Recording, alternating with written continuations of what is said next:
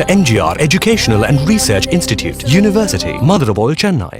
Hi we play trending நேயர்கள் எல்லாருக்குமே வணக்கம். நான் இசக். இன்னைக்கு வலைபேச்சந்தன் அவர்கள் புதுசாக ஏதாவது தகவல்கள் ஏதாவது சொல்ல போகிறாரா, இந்த படத்தை பற்றி என்னென்ன பாயிண்ட்ஸுகளை கொடுக்க போகிறாரு அப்படின்றத தெரிஞ்சுக்கலாம் வாங்க.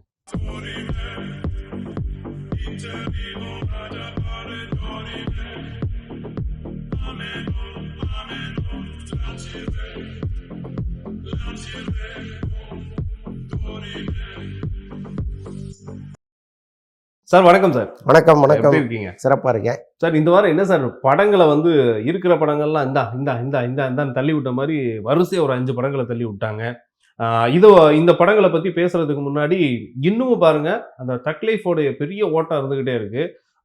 இதை பற்றி நம்ம தெரிஞ்சுக்கணும். இப்போ நீங்கள் என்னென்ன படம் பார்த்தீங்க, அந்த பார்த்த படங்களில் ரொம்ப வித்தியாசமான ஒரு விஷயங்களை வந்து நீங்கள் எந்த படத்தை பற்றி பேச போறீங்க? இல்லை, மார்கன் பார்த்தேன். அது வந்து ஒரு மாதிரி இந்த கிரைம் படங்களை பார்க்க விரும்புகிற ரசிகர்களுக்கான படம். அது நல்லா இருக்குது. ஒரு மாதிரி ஒரு சேசிங் ஒன்று இருக்குது படத்தில். அந்த மாதிரி படங்களை ரசிப்பவர்களுக்கு பிடிக்கிற படமாக கட்டாயமாக இருக்கும். யார் வந்து இந்த அக்யூஸ்ட் அப்படின்னு தேடுற அந்த இது இருக்கு இல்லையா, நமக்கு இப்போ இவராக இருக்குமோ அவராக இருக்குமோ நம்ம யோசிச்சுட்டு இருக்கோம். ஸோ அந்த மாதிரி ஒரு கதை நல்லா இருக்குது. அதற்கப்புறம் லவ் மேரேஜ்னு ஒரு படம் பார்த்தேன். ரொம்ப நாள் கழித்து கொஞ்சம் ஒரு குடும்ப சித்திரம், நல்ல ஒரு கலகலப்பான ஒரு ஜாலியான. பொள்ளாச்சி கோவிச்செட்டியர் பாளையத்தை பார்த்தோம் ரொம்ப காலம் கழிச்சு. இப்போ எங்கே அங்கே போய் எடுக்கிறாங்க, எல்லாமே செட்டுக்குள்ளே எடுத்துடுறாங்க. ஆமாம், அந்த பசுமை நிறைந்த அந்த வயல்வெளிகள், வீடுகள், தெருக்கள்ன்ட்டு கொஞ்சம் நல்லா இருக்குது. ஃபேமிலியோட பார்க்குற ஒரு படமாக இருக்குது. நல்ல இன்ட்ரெஸ்டிங்கான ஒரு படமாக இருக்குது. ஒரு நல்ல லவ் ஸ்டோரி. இன்னும் வந்து இந்த படத்தை பார்க்கல, கண்ணப்பா படத்தை பார்க்கல.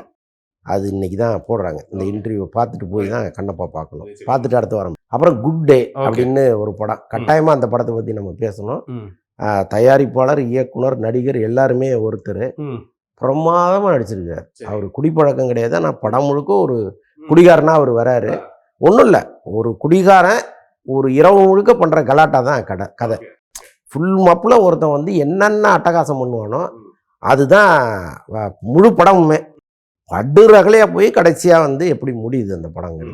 கட்டாயமாக அந்த படத்தை எல்லாருமே பார்க்கணும். ஏன்னா ஒரு சின்ன படம், ஒரு புதியவர் என்ட்ரி ஆகி ஒரு பெரிய முயற்சி பண்ணியிருக்கிறாரு, நல்லா நடிச்சிருக்கிறாருங்கிறதெல்லாம் தாண்டி ஒரு சுவாரஸ்யமான படம். அதனால் கட்டாயமாக அதை பார்க்கலாம். ஓகே. அப்புறம் இப்போது போன வாரம் வந்த படங்களில், அதுக்கு முன்னாடியும் சரி, தக் லைஃப் இன்னைக்கு வரையும் அதை பேசிகிட்டு இருக்காங்க. சில படங்கள்லாம் அப்படியே பேசிட்டு விட்டுருவாங்க. பட் இந்த படத்தை என்ன பண்ணணும்னு தெரியல. இன்னும் என்னதான் வந்து மக்கள் மத்தியில் சாட்டிஸ்ஃபைடு ஆகலன்னு தெரியல. அதாவது எவ்வளோ நம்ம நிறைய நெகட்டிவாக பேசிட்டோம், இன்னமும் அதுக்கான ஒரு வீரியம் இருக்கே, அந்த வீரியத்தை குறைக்கணுன்றதுக்காக பார்க்குறாங்கன்னு தெரியல. இதில் வந்து சோஷியல் மீடியாவில் அது எந்த அளவுக்கு உண்மைன்னு தெரியல. மணிரத்னம் சார் வந்துட்டு, அதாவது நான் மக்கள் எதிர்பார்த்த மாதிரியான படத்தை கொடுக்கல, அதனால வந்து நானும் கமல் அவர்களும் சேர்ந்து மன்னிப்பு கேட்டுக்கிறோம் அப்படின்ட்டு ஒரு சோஷியல் மீடியாவில் பரப்பி விட்டுட்டு இருக்காங்க. இதை பற்றி உங்களோட கருத்து? இல்லை, அந்த செய்தியிலே எவ்வளோ பொய் இருக்கு பாருங்க. நான் மன்னிப்பு கேட்டுக்கிறேன்னு சொல்லியிருந்தா கூட அதில் ஒரு பாதி உண்மை இருக்குது. நானும் கமலும் மன்னிப்பு கேட்டுக்கிறேன்னா அப்போ கமலுக்காக மன்னிப்பு இவர் எப்படி கேட்பாரு? அது கமல் தானே கேட்கணும். அப்போ அதுவே பொய்யான செய்திங்கிறது உங்களுக்கு தெரியணும்ல. ஆனால் இந்த வார்த்தைகளை வந்து ரொம்ப அழகாக கட்டமைச்சு ஒரு மணிரத்னம் மாதிரி ஒரு டைரக்டர் வந்து எவ்வளவு அந்த வார்த்தைகளை கோர்த்து பேசுவாரோ அந்த மாதிரியே வந்து அழகாக அந்த செய்தியை ப்ரெசென்ட் பண்ணியிருந்தாங்க. அதனால் பல பேர் நம்பிட்டாங்க. ஆனால் உண்மை அது கிடையாது. மெட்ராஸ் டாக்கீஸ்லேருந்தே நாங்கள் அப்படி எங்கேயுமே வந்து மணி சார் மன்னிப்பு கேட்கல அப்படிங்கிறத அவங்க அறிவிச்சிட்டாங்க.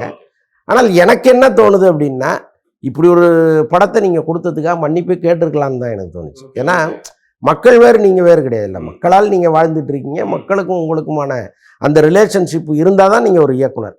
அப்போ மக்கள் எல்லாம் சேர்ந்து ஒரு படத்தை இப்படி விமர்சனம் பண்ணும் பொழுது நீங்கள் வந்து அடடா உங்களுடைய பார்வை வேறையாக இருக்குது, நான் தான் இது தெரியாமல் ஒரு படம் பண்ணிட்டேன், என்னை மன்னிச்சுங்க, அடுத்த படம் நல்லா கொடுக்குறேன்னு சொல்கிறதுல என்ன தப்பு?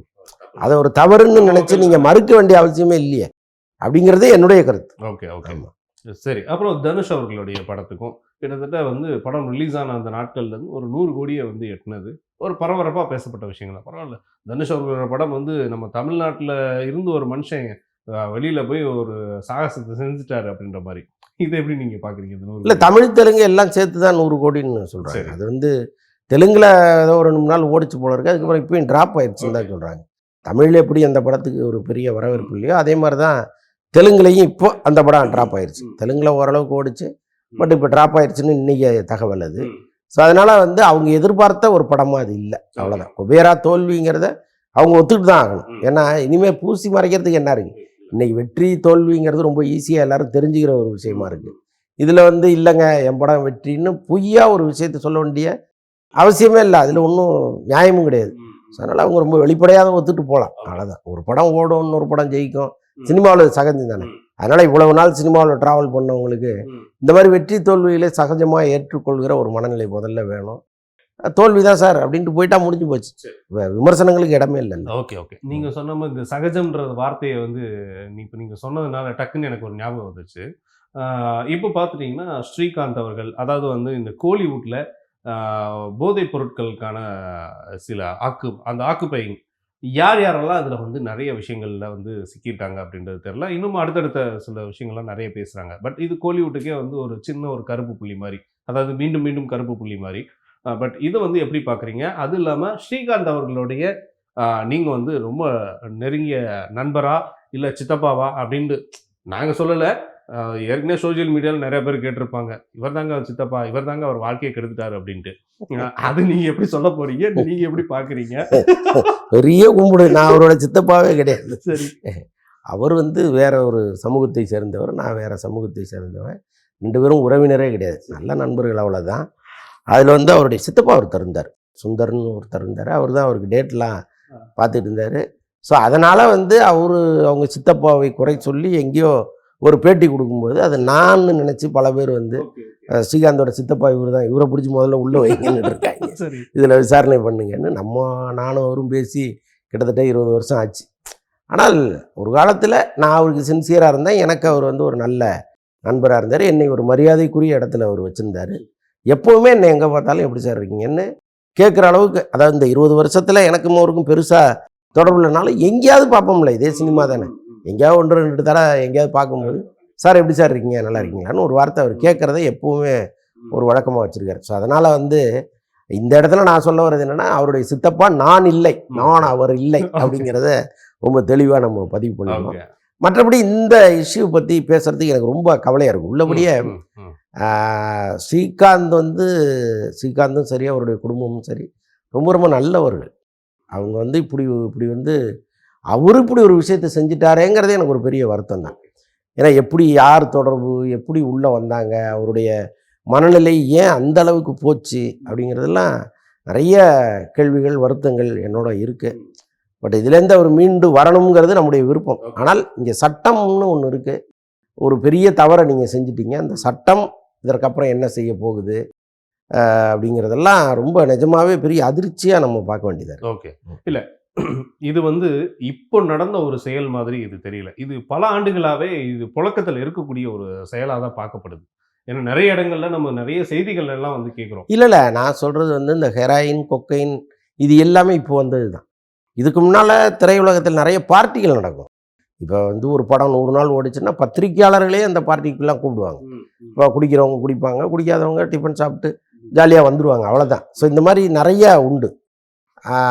அங்கெல்லாம் என்ன நடக்கும் அப்படின்னா, இந்த மதுபான வகைகள் இங்கே தமிழ்நாட்டில் விற்கப்படுகிற பிராந்தி, விஸ்கி, பீர் இந்த மாதிரி ஐட்டங்கள்லாம் அங்கே சாப்பிடுவாங்க. ரொம்ப அதிகபட்சம் போச்சுன்னா இம்போர்ட்டட் சரக்கு வரும், பிளாக் லேபிள் அந்த மாதிரி ஏதாவது வரும். அது கூட நமக்கு பேர் சரியாக தெரிய மாட்டேங்குதுனால அது மாதிரி நிறைய வெளிநாட்டு சரக்குகள் வேணுன்னா அங்கே கொடுக்கறதுக்கு வாய்ப்பு இருக்குது. அதை தாண்டி இன்றைக்கி வந்து இந்த மாதிரி கொக்கைன், ஹெராயின்லாம் சொல்கிறாங்கல்ல, இதெல்லாம் வந்து எப்படி இப்படி ஒரு கலாச்சாரம் தமிழ்நாட்டுக்குள்ளே வந்துச்சுன்னே நமக்கு தெரியல. அது எப்படியோ வந்து, ஆனால் தென்னிந்தியாவில் வந்து மெல்ல ஊடுருது. அது பாலிவுட்டில் இருந்தது அப்படியே வந்து தெலுங்குக்கு வந்துச்சு, கேரளா வந்துச்சு, கர்நாடகா வந்துச்சு, அப்படி இங்கே வந்துடுச்சு. இப்போ இங்கே வந்து நல்ல வேலையாக ரொம்ப ஆரம்பத்திலே கண்டுபிடிச்சிட்டாங்க. அது இப்போ இது இன்னும் புறையோடி உள்ளே போச்சுன்னு வச்சுங்களேன், ஆல்மோஸ்ட் எல்லா நடிகர்களுக்குள்ளேயும் இந்த பழக்கத்தை கொண்டு வருகிற மாதிரி இங்கே புரோக்கர்கள் நிறைய பேர் வர ஆரம்பிச்சிட்டாங்க. Okay okay okay. ஸோ அப்போ கரெக்டாக வந்து அந்த செயினை கட் பண்ணியிருக்காங்க. Okay okay. இவங்க 2 பேர் மேலேயும் ஒரு விசாரணை இன்னைக்கு காவல்துறை எடுத்திருக்கு. அவங்க 2 பேரையும் அரெஸ்ட் பண்ணியிருக்குங்கும்போது இப்போ அடுத்த கட்டத்தில் இருக்கிற எல்லாருமே உஷாராயிருவாங்க. ஐயோ இனிமேல் நம்ம வந்து தொடக்கூடாது, என்னைக்கு இருந்தாலும் அது ஆபத்து அப்படின்ட்டு அவங்க ஒழுக்கமாக மாறிடுவாங்க. ஸோ அதற்கான ஒரு எச்சரிக்கை மணியாக கூட அதை நம்ம பார்க்கலாம். Okay okay. ஏன்னா இது கிட்டத்தட்ட வந்து இது வந்து சினிமா ரீதியாகவும் கிட்டத்தட்ட அரசியல்வாதிகளும் சில பேர் வந்து இதில் பயன்படுத்தினதா விஷயங்கள். இப்போ கிட்டத்தட்ட அதோட விசாரணைகள் கூட வந்து அங்கங்க பிரித்து விடப்பட்டிருக்கு. இது வந்து இது எங்க லெவல்ல வரையும் போகுது அப்படின்றது எனக்கு கிட்டத்தட்ட அதுக்கான ஒரு விஷயம் நிச்சயமா உங்களுக்கு தெரிஞ்சிருக்கும். ஸோ பட் இது எங்க வரையும் யார் வரையும் இது பாதிக்கிறதுக்கானது? இல்லை, நம்ம அந்த பேர்கள் எல்லாம் இங்கே சொல்ல முடியாது. ஏன்னா நான் கேள்விப்பட்ட பேரெல்லாம் இங்கே நம்ம வந்து எந்தவித ஆதாரமும் இல்லாமல் சொல்ல முடியாது. இல்லை, அந்த ஆதாரங்கள் காவல்துறைக்கு இருக்கும். அவங்க நினைச்சா போய் நடவடிக்கை எடுக்கலாம். இன்னமும் அவங்க விசாரிச்சுட்டு இருக்கலாம். இந்த செயினை வந்து அவங்க தொடர்ந்து இது யாரு, அடுத்து யாரு, அடுத்து யாருன்னு அவங்க விசாரிச்சுட்டு இருப்பாங்க. பட் நடவடிக்கை எடுப்பாங்களா மாட்டாங்களாங்கிறது நம்ம சொல்ல முடியாது. அவங்களுக்கு என்ன அழுத்தம் வரும்லாம் நமக்கு தெரியாது. இல்லை, ஆனால் அவங்க அது தொடர்பான விசாரணைகளை முடுக்கி விட்டுருக்காங்க. நாம் இந்த திரையுலகத்தில் கேள்விப்படுகிற தகவல்லாம் இருக்குல்ல, ஸோ அதெல்லாம் பல பேர் அதிர்ச்சியாக இருக்குது நமக்கு. பட் அதெல்லாம் நம்ம இங்கே சொல்ல முடியாது. அவங்க பேரை நம்ம வந்து வெளிப்படையாக சொல்ல முடியாது. Okay okay okay. ஸோ இதில் வந்துட்டு இப்போ நீங்கள் இதற்கிடையிலையோ எப்போ ஸ்ரீகாந்த் அவர்களுக்கு ஒரு சொல்லக்கூடிய மெசேஜ்னா, அதாவது ஸ்ரீகாந்த்னு இல்லை, ஒரு கோலிவுட் வட்டாரத்துக்கு நீங்கள் சொல்லக்கூடிய ஒரு ஏதாவது ஒரு மெசேஜ்? நம்ம மெசேஜ் சொல்கிறதுக்கு நம்ம யாருங்க? இப்போ இங்கே எல்லாத்தையும் தினந்தோறும் பார்க்கிறவர்கள் இவங்க. இப்போ இன்னைக்கு ஒரு 3 நாளாக தலைப்புச் செய்தி என்னன்னா இதுதான். அப்போ அந்த குடும்பம் எவ்வளவு கஷ்டப்பட்டுச்சு, அவர் எவ்வளவு அந்த மீடியாக்களை எதிர்கொள்ள முடியாமல் முகத்தை மூடிட்டு போனாருங்கிறதெல்லாம் இவங்க பார்த்தாங்கல்ல. அப்போ நாளைக்கு நமக்கும் இதுதானே கதின்னு அவங்களுக்கு தோணும்ல. அப்போ நம்ம மெசேஜெல்லாம் சொல்ல வேணாம். அவங்க எல்லாத்தையும் மூடி வச்சுட்டு ஒழுக்கமாக இருப்பாங்க, அவ்வளோதான். Okay okay okay right. So அப்போ இதில் வந்து எங்களுக்கு ரொம்ப தெளிவான விஷயங்கள் தெரிஞ்சிச்சு, பார்த்துட்டு இருக்க மக்களுக்கு தெரிஞ்சிருக்கும். நீங்கள் தான் ஸ்ரீகாந்த் சித்தப்பா இல்லை அப்படின்ட்டு. ஆமாம். ஏன்னா அதுதான் இங்கே வந்து ரொம்ப முக்கியமான ஒரு விஷயம் தான். ஏன்னா ரொம்ப நாள் அந்த டவுட் இருந்தது. சரி ஒருவேளை கேட்டுருவோமே. ஸோ அதுக்கு இது கேட்க வேண்டிய சூழல் இருக்கனால ஒரே கண்டென்ட்ல கேட்டாச்சு. ஸோ அதனால் நீங்கள் வந்து தவறாக எடுத்துக்க வேண்டாம் sir. Okay okay sir. Sir இப்போ இந்த படங்களுக்குரிய அடுத்த சில விஷயங்கள் யார் சொல்லணும்னா, கூலி படத்துடைய இதில் இந்த சிக்கிட்டுன்னு சாங், இந்த சாங்க்கான ஒரு விஷயமும் இந்த படத்துடைய தலைப்பு ஹிந்தியில் வந்து வேற தலைப்பு மாற்றிருக்காங்க. ஸோ இதை மாற்றுறதுக்கு காரணம் என்ன? ஏன் இந்த பேர் வந்து அங்கே செட் ஆகலையா? அங்கே வந்து ரொம்ப சாதாரணமாக இருக்குது அந்த வார்த்தைகளை கேட்கும் பொழுது. இல்லை, ஹிந்தியில் வந்து அமிதாப் பச்சன் நடிச்சு கூலின்னு ஒரு படம் வந்துச்சு. ஆமாம். ஸோ அவர் நடித்த படம்னா அதுதான் நாங்கள் எல்லாருமே வந்து கொண்டாடுவாங்க. இப்போ வேற ஒரு நடிகர் நடித்து அந்த படம் இங்கே வந்துச்சுன்னா அமிதாப்புடைய அந்த பழைய படத்தினுடைய தகவல்கள் எல்லாமே மறைக்கப்படும். அப்போ அதை அவங்க விரும்ப மாட்டாங்க. கூலின்னு போட்டிங்கன்னா ரஜினியா நடிக்கிறது தான் வரும். அப்படி தமிழில் பார்க்கும்போது 2 படங்கள் இருக்கு. சரத்குமார் அவர்கள் கூட நடிச்சிருந்தார் இல்லையா? அது இங்கே தமிழில் நிறைய படம் டிவி சீரியலுக்கே வச்சிடுறாங்க. பெரிய பெரிய படத்து பேரெல்லாம் தூக்கி அசால்ட்டாக டிவி சீரியலுக்கு வச்சிடுறாங்க. நீங்கள் போய் அந்த படத்து பேரை டைப் பண்ணீங்கன்னா டிவி சீரியல் போட்டோவா வருது. அப்போ இங்கே வந்து அந்த அவேர்னஸ் இல்லை. முதல்ல அதை தடுப்பதற்கான விஷயங்களும் இங்கே யாரும் முன்னெடுக்க மாட்டேங்கிறாங்க. இப்போ தொலைக்காட்சி தொடர்களுக்கு எங்கள் பேரை நீங்கள் வைக்கக்கூடாது, எங்கள் படத்து பேரை எங்கள்கிட்ட நீங்கள் அனுமதி வாங்கணும்னு எந்த தயாரிப்பாளராவது குரல் கொடுத்துருக்கிறாரா, நீதிமன்றத்துக்கு போயிருக்காரா? கிடையாது. அப்போ இவங்க வந்து காதல் கோட்டை அப்படின்னு ஒரு டிவி சீரியலுக்கு வைக்கிறாங்க. நீங்கள் போய் காதல் கோட்டைன்னு அடிச்சிங்கன்னா அஜித், தேவயானி, அகத்தியன் தானே வரணும். வேற யாரோ ஃபோட்டோ வருது. அப்போது ஒரு மிகச்சிறந்த படம், தமிழ் சினிமாவுக்கே தேசிய விருது வாங்கி கொடுத்த ஒரு படத்தையே நீங்கள் ஒரு டிவி சீரியலாக மாற்றி ஓட்டிக்கிட்டு இருக்கும் பொழுது என்ன ஆகும் நிலைமை? நிறைய பழம்பெருமைகள் எல்லாமே வந்து இங்கே அடிபட்டு போய் புதுசாக ஏதோ ஒன்று வேற ஒன்று வந்து உட்காந்துக்கும்.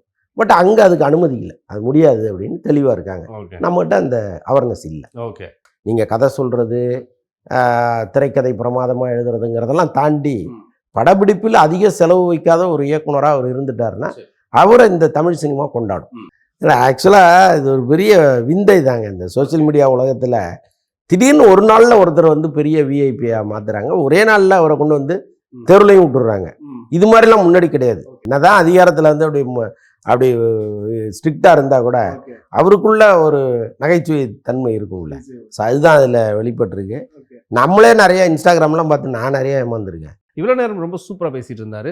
அண்ட் பேசிகிட்டு இருக்கும்பொழுதே இதை வந்து 2ஆம் பகுதியில் சொன்னால் நல்லா இருக்குன்றத ஒரு விஷயத்த வந்து இவர் சொல்லும் போதே தெரியுது. வாங்க 2ஆம் பகுதியில் தெரிஞ்சுக்கலாம்.